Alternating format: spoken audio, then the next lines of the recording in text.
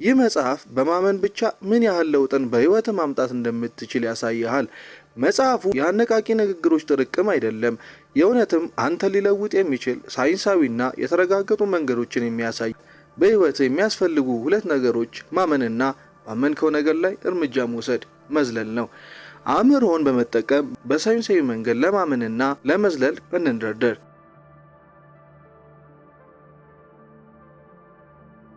የፕላሲቦ ኢፌክትና ታምረኛው አእምሮ። ማን እንደሆንኩ ያወቅኩለት ነፃ እወጣለሁ። ራልፍ ኤሊሰን። አንተ ማን ነህ? ሁኔታው መስሎ እንደቀረበው አይደለም። አንተም ነኝ ብለህ የምታስበውን አንተን አይደለህም። ጃን ፍሬዘር። ዘ ፍሪደም ኦፍ ቢንግ። ታላቁ የዮጋ መምህርና ሪማና ማሃርሺ ካፉ የማጠፋረግ ነበረች። እኔ ማን ነኝ? ይህች ጥያቄ ብዙ መጽሐፍ ከማንበብ ዓመታትን ከመማር ወይም የተቀደሱ ስፍራዎች ከመሄድ ትበልጣለች ይለናል። ራስም እንዲጠይቀው እኔ ማን ነኝ? ሳይ ማን ነው የሚያየው? ስሰማስ ማን ይሰማል? ሳውቅስ ማን ያውቃል? እኔ ማን ነኝ? ይህንን ጥያቄ ቀላል ጨዋታ በመጫወት ለመፍታት እንሞክር። እኔ ጠይቀሃለሁ፣ አንተ ትመልሳለህ። ተለምዷዊ በሆነ በዕለት ተዕለት ውሏችን ላይ አንድ ሰው ወደ አንተ መጥቶ አንተ ማን ነህ ቢልህ እንዲህ አይነት ጥልቅና ከባድ ጥያቄ ስለምን ጠይቀኛለህ አትለውም። ስምን ትነግረዋለህ። ለምሳሌ ዳዊት ግርማ። ሆኖም ይህንን መልስን በቀላል ዋጋ አልባ ላደርግብህ እችላለሁ። ወረቀት አውጣና ስምህን እጽፈዋለሁ፣ ዳዊት ግርማ፣ እናም አሳይሃለሁ። ይህ ማለት አንተ ነህ። አንተ ማለት የቃላት ስብስቦች ነህ። ራስንም እንደዚህ ነው የምታየው አይመስለኝም እና እንደዚህ ትለኛለህ። አዎ ልክ ነህ፣ ይቅርታ እኔ ዳዊት ግርማ አይደለሁም። እሱ ሰዎች እኔን ለመጥራት የሚጠቀሙበት ስም ነው፣ መጠሪያ ብቻ ነው። እኔ የሜሮን አብይ ባል እና የምህረት ዳዊት አባት ነኝ። እንዴት አንተ የሜሮን አብይ ባል ልትሆን ትችላለህ? ምን ለማለት ፈልገህ ነው? ሜሮንን ከማግባት በፊት አልነበርክም እና ከተፋታችሁ ትሞታለህ ማለት ነው? የሜሮን አብይ ባልነት የአንተ ማንነት ሊሆን አይችልም። እና አንተ ማን ነህ? አሁን እንዲህ ትለኛለህ። እሺ አሁን ለማለት የፈለግከው የገባኝ ይመስለኛል። መጠሪያዬ ዳዊት ግርማ ነው። በ1965 ዓመተ ምህረት ባህር ዳር ከተማ ውስጥ ተወለድኩ። ባህር ዳር ውስጥ ከእናትና አባቴ ጋር ኖርኩ። 5 ዓመት ሲሞላኝ ወደ አዲስ አበባ ተዘዋወርን። የመጀመሪያ ደረጃ ትምህርቴንም ምስራቅ አጠቃላይ ትምህርት ቤት ተማርኩ። የደረጃ ተማሪ ነበርኩ። እናም በ12 ዓመቴ የሮሚዮና የጁሊየት ተውኔት ላይ ተሳትፌያለሁ። ፍቅረኛ መያዝ የጀመርኩት 9ኛ ክፍል ሳለሁ ነበር። የመጀመሪያዬ ፍቅረኛዬም ቅድስት ትባላለች። በአዲስ አበባ ዩኒቨርሲቲም የከፍተኛ ትምህርቴን አጠናቀቅኩኝ። የአሁኗ ሚስቴን ሜሮንንም እዛን ያገኘኋት። እኔ ይሄ ነኝ። ቆይ አንዴ፣ የነገርከኝ ታሪክ ደስ ይላል። ነገር ግን እኔ ከውልደት ጀምሮ እስከ ዛሬዋ ቀን ህይወት ላይ የተከሰቱ ነገሮችን እንድትነግረኝ አልጠየቅኩም። አንተ ማን ነህ? እነዚህን የህይወት ቀናት ያለፋቸው ማን ነው? ሌላ ኮሌጅ ውስጥ ገብተህ ቢሆን ያሳለፍካቸው ቀናት አንተን ይገልጹ ነበር? ሌላ ሰውስ ትሆን ነበር? እናም አንድ ነገር ግልጽ ይሆንልሃል። ዘመንን ሙሉ ራስን አንተ ማን ብለህ ጠይቀው አታውቅም። ለመልሱም አልተዘጋጀም። ራማና ማሃርሺ እንዲህ ነበር ያለው፣ እኔ ማን ነኝ? አሁን ላይ ቁም ነገረኛ ለመምሰል ፊትን በትንሹ አኮሳትረ እንዲህ ትመልስልኛለህ። እሺ እኔ ይህንን ስፍራ ያዝኩ አካል ነኝ። ቁመቴ ሜትር ከ80 ሲሆን ክብደቴ 73 ኪሎ ግራም ነው።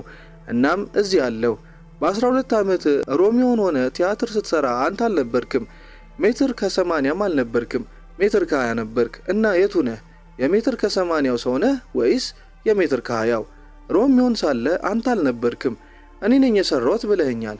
ሮሚዮን ሆኖ የተወነውና ዛሬ ጥያቄን የሚመልስልኝ ሰው አንድ አይደሉም። ምናልባት እንዲህ አይነት ጥልቀት ያለው ጥያቄ ለመመለስ ቀላል ጥያቄዎች መጀመር ያለብን ይመስለኛል። 10 ዓመት ሳለ በመስታወት ውስጥ ታየው የነበረውን የ10 ዓመት ሕፃን አስታወስከው? አሁንስ ጎልማሳውና አንተን የሚመስለው ሰው ማን ነው? አዎ የሰውነቱ ናቴው ላይ ለውጥ አለ። ሆኖም ሁለቱን አካላት የሚያያቸው ሰውስ አንድ ነው? ዓመቱንስ ሙሉ ምስልህን በመስታወት ውስጥ ሲመለከት የነበረው ሰው ተመሳሳይ ሰው አይደለም። ይህን ጥያቄ በጥልቀት ልታስብበት ይገባል። ሌላ ጥያቄ ልጠይቅህ። ምሽት ላይ ወደ እንቅልፍ ስታመራ ህልም ታልማለህ። ማን ነው የሚያልም? ህልም ማለም ማለትስ ምን ማለት ነው? ምናልባት እንዲህ ትለኛለህ፣ አእምሮዬ ውስጥ የሚጫወተው ፊልም ይመስለኛል። እናም አየዋለሁ። ማን ያየዋል? እኔ። ይሄኛው እኔ መስታወት ውስጥ ሲያይ የነበረው ነው። እነዚህንስ ቃላት የሚያነበው መስታወትና ህልም እያየ የነበረው ሰው ነው። ከእንቅልፍ ስትነቃ ህልም አይተህ እንደነበር ታውቃለህ? ይሄ ማወቅ ያንተ መሆን ነው? ሪማና ማሃርሺ የጠየቀው ቀላል ጥያቄ ነው። አንተ ስታይ ማን ያያል? አንተ ስትሰማ ማን ይሰማል? ህልሞችን ማን ይመለከታል? መስታወት ውስጥ ያለውን ምስል ማን አየ? እነዚህን ሁሉ ክስተቶች ማን አስተናግዳቸው? ለእነዚህ ሁሉ መልስ እኔ ይሆናል። ያለህም ብቸኛ መልስ ይህ ነው። አንተ የምታየውን ቁስ እንዳልሆንክ ለመረዳት ይህን ያህል ውስብስብ ቀመር አያስፈልገውም። አንተ ነህ በዙሪያ ያሉ ቁስ አካሎችን የምትመለከተው። እናም እያንዳንዱን ኋላ ያለ ቁስ አካል በጣታችን እየጠቆምን ይሄ አንተ አይደለህም፣ ይሄኛውም ወንበር ነው ስንል እንውላለን። ለማጠቃለል አንተ የምትመለከተው አካል ሳትሆን ተመልካቹ ነህ። እናም አንተ ከአካል ውጭ ያለው ዓለም አይደለህም። ቀላል ነበረ። አሁን ውጫዊ የሆኑትን መቁጠሪያ አልባ ቁሶችን አስወግደናል። ግን ማን ነህ? ከሌሎች ነገሮች ጋር ውጪ ላይ ካልሆንክ የት ነህ? አሁን በጥሞና ዙሪያህን ተከታተል። በዙሪያ ያሉ ነገሮች በሙሉ ቢሰወሩ አሁን ላይ እየተሰሙ ያሉ ስሜቶች ካንተ ጋር ይሆናሉ? ምን ያህል ፍርሃት ይሰማሃል? ምን ያህልስ ንዴት በውስጥህ አለ? እነዚህን ስሜቶች የሚሰማው ማን ነው? በድጋሚ እኔ ትለኛለህ። ትክክለኛውን መልስ እሱ ነው። ተመሳሳይ እኔ ውጫዊውን ዓለምም ውስጣዊውን ዓለምም ያዳምጣል። ይሄኛውን ለማብራራት እንዲመቸን ምሳሌ እንጠቀም። መናፈሻ ስፍራ ላይ ባለ እና በሚገባ በተከረከመ የሳር ሜዳ ላይ ተቀምጠ አንድ ውሻ ጭራውን ሊይዝ ሲሞክርና መናፈሻው ሲሯሯጡ እየተመለከትክ ነው። በመሃል ከጀርባ የሚል የእባብ ድምፅ ሰማ። ውሻውን እንደ ቀድሞ መከታተል ትቀጥላለህ? ፈጽሞ አታደርገውም። ፍርሃት ልብን ሞልቶታል። አሁንም ውሻው ከፊት እየተጫወተ ቢሆኑም ሙሉ ትኩረት ፍርሃት ላይ ነው። ስለ ውሻው ግድ አይሰጥም። እንዲያውም ረስተኸዋል። ስለምን ውሻ ነው የምታወራኝ ትለኝም ይሆናል። ነገር ግን የፈራው ማን ነው? ውሻውን በእርጋታ ሲከታተሉ የነበረው አንተነት አይደል? ፍቅር ሲሰማ ማን ነው የሚሰማው? አንዳንዴ እስክትታወር እና ማስተዋል እስኪሳነ ታፈቅራለህ። በሚያምርና ውብ በሆነ ውስጣዊ ስሜት ወይም በሚያስፈራ ውስጣዊ ስሜት ሆነ ዙሪያን ትረሳለህ። ውጫዊው ዓለምም በውስጣዊ ስሜት ይዋጣል። ውጫዊና ውስጣዊ ዓለም ትኩረትን ለመስረቅ ይፎካከራሉ። አንተ በማላቸው ተዋልላለህ። ግን አንተ ማነህ? ይህንን በጥልቀት ለማየት ሌላ ጥያቄ መልስልኝ። አንዳንዴ ውስጥ ላይ ምንም ስሜት ሳይሰማ ቀርቶ አያውቅም። ጸጥ ያለና የረጋ ውስጠት ውስጥ ሆነ አታውቅም? የትም አልሄድክም አለ። ሆኖም የስሜት ጸጥታ ውስጥ ነህ። በመጨረሻም አንድ ነገር ግልጽ ይሆንልሃል። ውስጣዊ ስሜቶችና በዙሪያ ያሉ ነገሮች አልፈው ይሄዳሉ። አንተ ግን አለህ። ውስጣዊውም ውጫዊም ስሜቶችና ነገሮች አንተን አይገልጡህም። ግን አንተ የት ነህ? ምናልባት በሐሳቦች ውስጥ ልናገኛቸው እንችል ይሆናል። ታላቁ ፈላስፋ ሬኔ ዴካርት እንዲህ ብሎ ነበር፣ አስባለሁ እናም አለው I think therefore I am። ግን እውነታው ይሄ ነው። ማሰብ ለሚለው ቃል የመዝገበ ቃላት ትርጓሜው ሐሳቦችን መመስረት ወይም መፍጠር፣ እነዚህንም ሐሳቦች ተጠቅሞ ውሳኔ መስጠት ማለት ነው። ጥያቄው እነዚህን ሐሳቦች የሚፈበርከውና ውሳኔዎችን እንድንወስን የሚያደርገው ማን ነው? እነዚህን ሐሳቦች ባናስባቸውም ይኖራሉ? ከማሰባችንስ በፊት ቀድሞ ተፈጥረው የተቀመጡ ናቸው? ማወቅና ማሰብ ይለያያሉ። አንዳንዴ ጥልቅ ጽሞና ወይም ሜዲቴሽን ውስጥ ስትገባ ማሰብ ታቆማለህ። ማሰብ ማቆምን እንዴት አወቅ? አታስብም፣ ግን እያሰብክ እንዳልሆነ ይታወቃል። ልክ ጽሞናህን ስትጨርስ ይገርማል። ለመጀመሪያ ጊዜ ከሐሳቦቼ ነፃ ነበርኩኝ፣ ምንም አላስብም ነበር፣ ሰላም፣ ስምምነትና ጸጥታ ያለበት ስፍራ ውስጥ ነበርኩኝ ትላለህ። እናም ሐሳቦችን ጸጥ ማሰኘት የምትችል ከሆነ ያንተ መኖር ከማሰብ ጋር የሚገናኝ አይደለም ማለት ነው። ሐሳቦች ጸጥ ሊሉ ወይም ከመጠን በላይ ሊጮሁ ይችላሉ። ምናልባትም ደህና ነህ ብሎ ለጠየቀ ሰው ከዛን ዕለት ጀምሮ ጭንቅላቴ ሊያሳብደኝ ነው፣ መተኛት እንኳን አልቻልኩም፣ ጭንቅላቴ ዝም ሊል አልቻለም ብለህ ትመልሳለህ። የማን ጭንቅላት? ሐሳቦቹንስ ማን ነው የሚሰማቸው? አንተ አይደለህም? ካልወደድካቸው ስታብራራቸው አትችልም?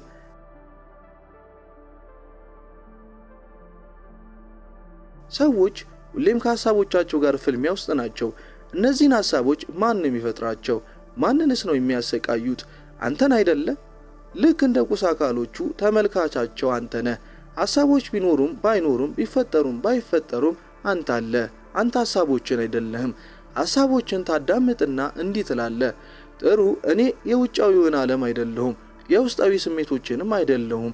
ውጫዊውም ውስጣዊም ገጠመኞቼ ይመጣሉ ይሄዳሉ። እኔ ሐሳቦቼንም አይደለሁም።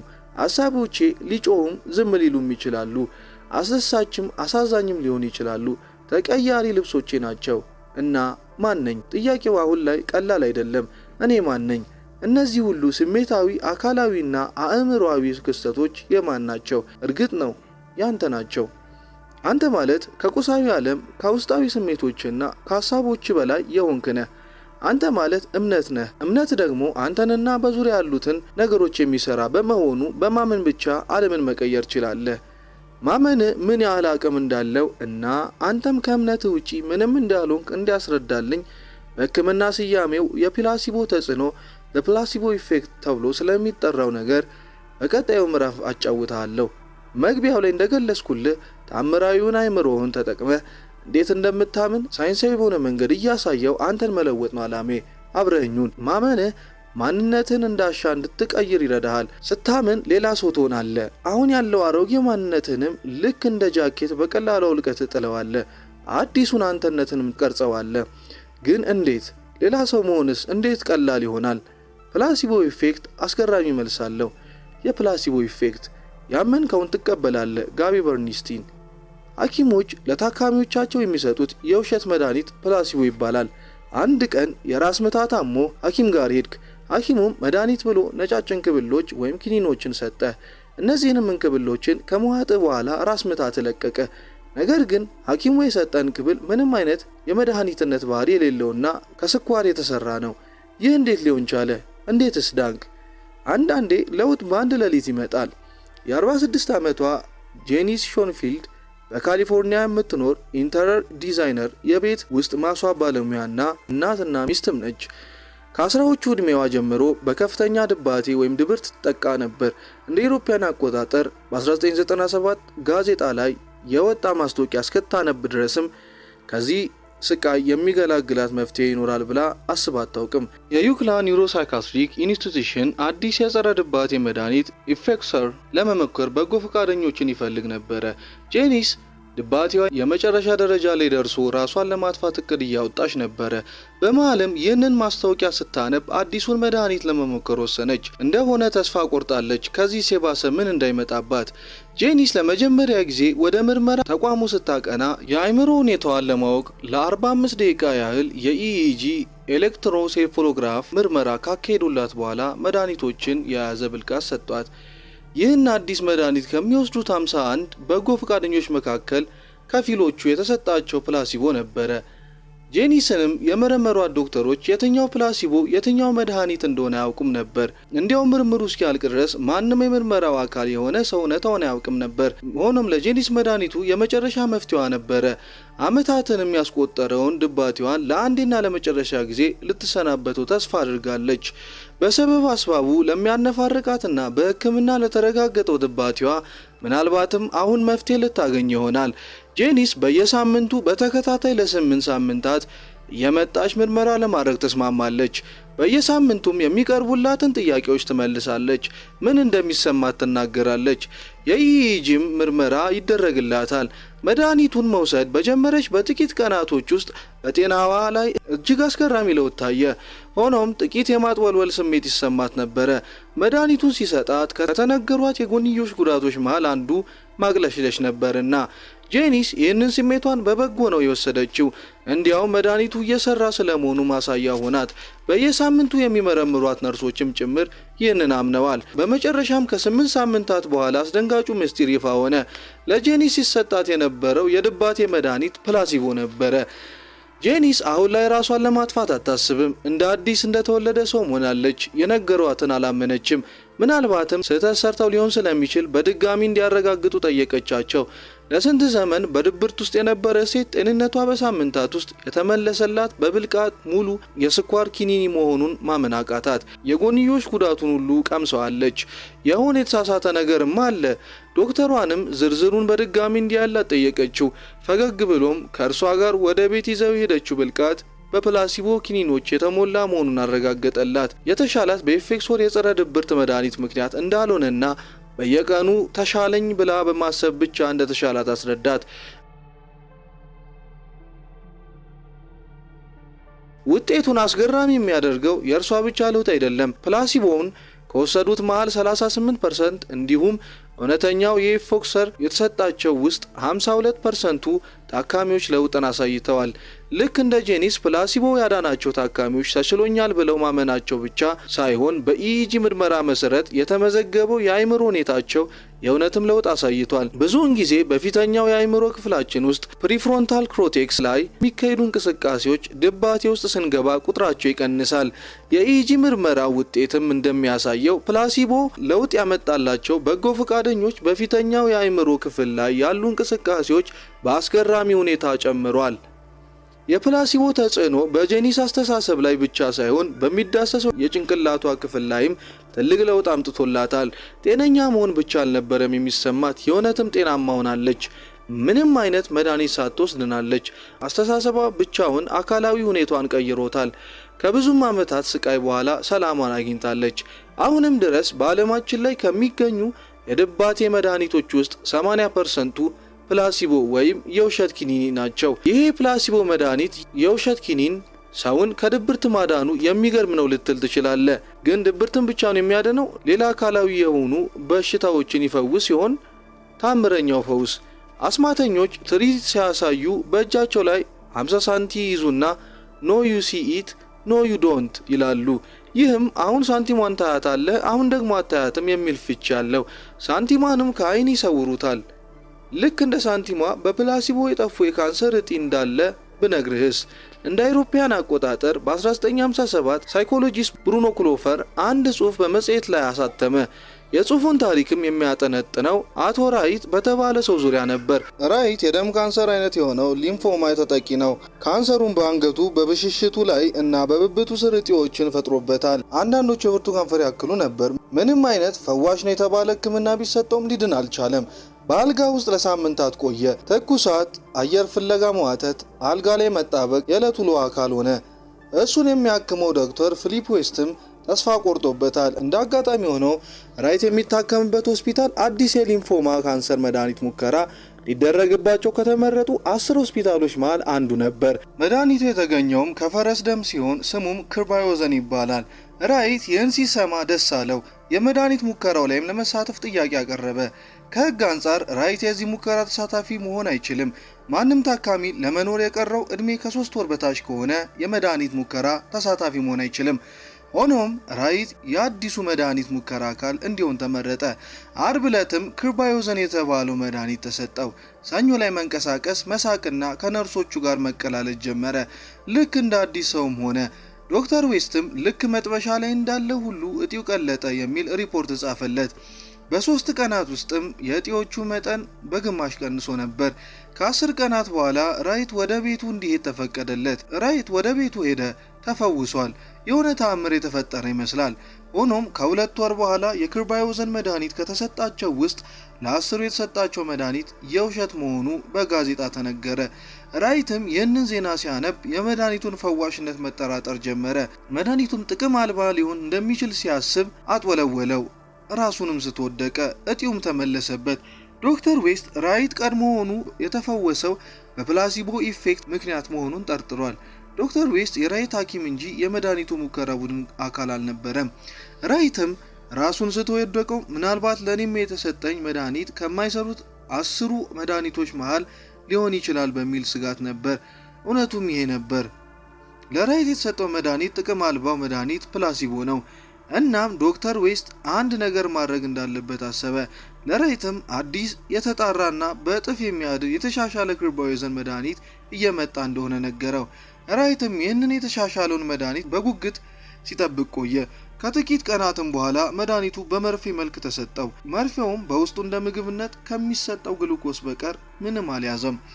መርፌውን ከተወጋም በኋላ የራይት እጢ በድጋሚ ተሰወረ። ወደ ቤቱም ተመልሶ ከ2 ወራት የደም ካንሰሩ ካመጣበት እጢ ነፃ ሆኖ በደስታ ቆየ። ሆኖም የአሜሪካ ሜዲካል አሶሲዬሽን መግለጫ ወጣ። ክርባዮዘን የተባለ የሊምፎማ መድኃኒት እውነተኛ መድኃኒት አይደለም፣ ታምረኛው መድኃኒት የውሸት ነው። ጥቂት የማዕድን ዘይትና አሚኖ አሲድንም ብቻ በውስጡ ይዟል። የመድኃኒት አምራቾቹን በማጭበርበር ወንጀል ተከሰው ተያዙ። አሁን ራይት ለመጨረሻ ጊዜ ወደቀ። ከዚህም በኋላ የመዳን ተስፋ እንዳለው አላመነም። ተስፋም እንደቆረጠ ወደ ሆስፒታል ተመለሰ። ከ2 ቀናት በኋላ ከዚህ ዓለም በሞት ተለየ። ራይት ከአንዴም 2 ጊዜ በማመን ብቻ የደም ካንሰርን ማሸነፍ ቻለ። ተስፋም በቆረጠም በቀናት ውስጥ ሞተ። እንዲድን የረዳው አእምሮ እንዲሞትም አደረገው። ከነዚህ እውነተኛ ታሪኮች ምን ትማር ይሆን? እምነትህ እንደሚያድን ሁሉ ይገላል ማለት ነው።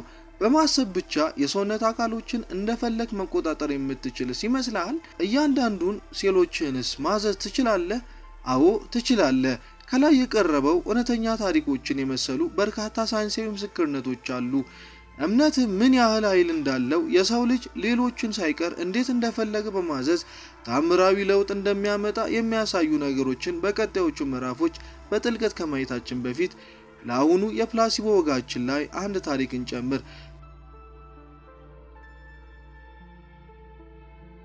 ፕላሲቦ ሊገልም ይችላል። መልካም ማሰባችን እንደሚያድን ሁሉ መጥፎ ማሰባችንም ያሳምመናል፣ ሊገለንም ይችላል።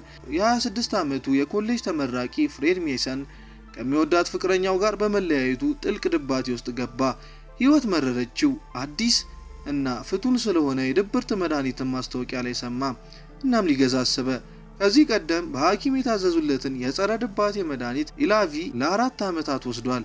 ሆኖም ሜሰን እነዚህ የድባቴ መድኃኒቶች የጎንዮሽ ጉዳታቸው ሲበዛበት መውሰዱን አቆመ። ጥልቅ መደንዘዝና መጫጫን ውስጥ ከተውት ነበር። እናም አዲሱ መድኃኒት ምናልባትም የተሻለና ጉዳት አልባ ይሆናል ሲል አሰበ። አዲሱን መድኃኒትም ገዝቶ መጠቀም ጀመረ። ከወር በኋላም ለቀድሞ ፍቅረኛው ደወለ። ሁለቱም በስልክ ላይ ጥቂት ከተጨቃጨቁ በኋላ ሜሰን ስልኩን ጆሮ ላይ ጠረቀመባት። ወዲያውም ከፊት ለፊቱ ያገኘውን አዲሱን የድባቴ መድኃኒት ብልቃጥ አነሳና ውስጡ የቀሩትን ሁሉንም 29 ኪኒኖቹን ቃማቸው። ብዙም ሳይቆይ ባደረገው ድርጊት ተጸጸተ። እናም ከቤቱ ወጣና መንገድ ላይ ለእርዳታ መጮህ ጀመረ። እርዱኝ፣ መሞቴ ነው፣ እርዱኝ! መሬት ላይ ወድቆ መንፈራፈር ጀመረ። ጎረቤቶቹም ጩኸቱን ሰምተው ወጡ። አፋፍሰውም ወደ ሆስፒታል ወሰዱት። ወደ ሆስፒታልም እየወሰዱት ሳለ ትልቅ ስህተት መስራቱን፣ መድኃኒቶቹን አብዝቶ እንደወሰደና መሞት እንደማይፈልግ ጭምር እየጮኸ ይለፍልፍ ነበር። የድንገተኛ ክፍል ውስጥም ሲገባ ፊቱ ቀልቶና በላብ ተጠምቆ የደም ግፊቱ 80/40 ሆኗል። ልቡም በደቂቃ 140 ይመታል። ከላይ ተነፍሳል። በተደጋጋሚ መሞት አልፈልግም እያለ ይጮሃል። ዶክተሮች ሲመረምሩትም የደም ግፊቱ ከመቀነሱ፣ የልብ ምቱ ከመጨመሩና እስትንፋሱ ከመቆራረጡ ውጪ ሙሉ ጤነኛ ነው። ቢሆንም እየደከመና ሰውነቱ እየዛለ መጣ። ግሉኮስም ተተከለለት። ሊያረጋጉትም የሚቻላቸውን ሁሉ አደረጉ፣ ግን ሊሻለው አልቻለም። ሜሰን ምን አይነት መድኃኒት እንደወሰደ ጠየቁት።